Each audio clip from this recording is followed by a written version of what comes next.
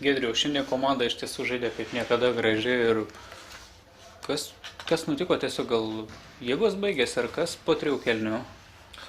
Nu, jėgos padarė savo, kaip pas mūsų suolelis nėra toks ilgas kaip pas Baltic Staffą. Pas jų yra daug, yra pamainos ir yra kam žaisti. Jie gali ten turi 7-8 lygiaverčių žaidėjus, su kuriais gali laisvai manipuliuoti.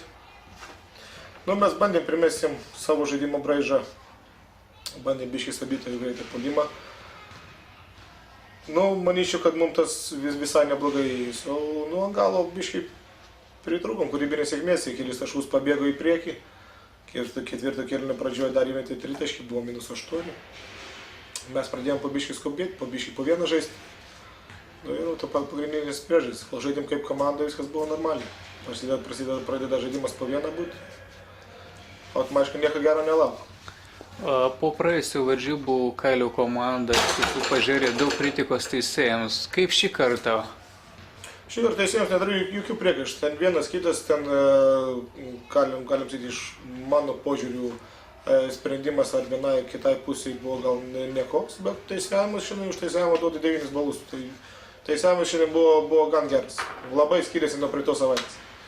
Kur kai su teisėju po 2 kėlinių pašneki ir jam konkrečiai pasakai situaciją ir jam duodi biškį kritikos, o jeigu teisėjai yra, nežinau, nenoriu čia per daug šnekėti, bet jeigu jų lygis yra, jie nori nusileisti iki tokio lygio, kad savo psichologiškai nėra pasiruošę ir pradėtų atsiiminėti su savo techniniam ir bandyti su jais komandą.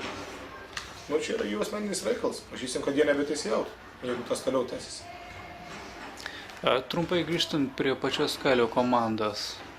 Liko kelios tik tais varžybos. Ar suspėsite į atkrintamąjį varžybų traukinį?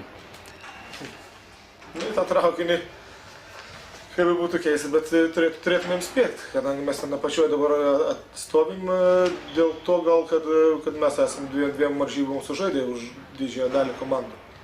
Dabar būsim, nu, nors ir tą vieną taškelį būsim pasiėmę, man atrodo, mes pabiškai. Nu, turėtumėm, nors manyčiau, į 8-tuką, tai tikrai turėtumėm patekti. Čia dėl to tai problemos neturėtumėm. Šiandien Kailiai nuo pat pradžių jums stengiasi primesti savo žaidimą ir atrodo, kad didžiąją rungtynių dalį jiems tai sekėsi padaryti puikiai. Kaip pavyko vis dėlto persilaužti? Sunkiai pavyko.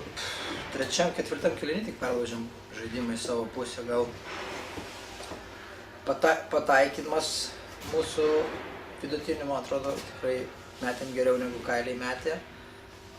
Prastai sukovojom dėl kamuolių, nors ir turėjom aukštą žmogų po krepšių ir aišku, pas Kailius visi žinom, Aušvydas yra, visus kamuolius ima.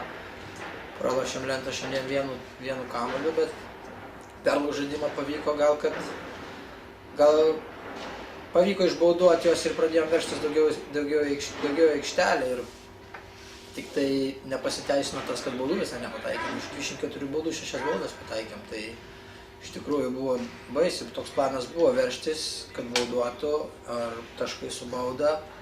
Ir nežinau, gal Kailiai pavargo, mes pradėjom biškį bėgti ir viskas lyg tai atsistojo į savo vietas, pataikėm kelis svarbius 3 taškius.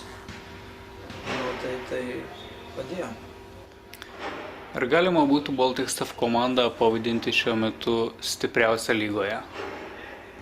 Ne, aš nedrįsčiau vadinti stipriausia. Iš tikrųjų, manau, kad Kailius daugumą buvo nurašę irgi iki šitų varžybų. Gal ir mes netaip įvertinom kaip, bet mes jau žinom, 5 metai žaidė, visą laiką buvo viena iš dominuojančių komandų ir iš tikrųjų, kad ten Baltic Staffas stipriausia komanda, kad mes einam be pralaimėjimų, tai dar nereiškia, kad mes taip stipriausi, o kaip sako Viščiukus, skaičiuoja pavasarį, play-offai viską parodys. Šiandien dienos pergalė, tai tik tai džiaugiuosi, kad laimėjom, nes visada malonu laimėti prieš Glik, manau, iš tikrųjų.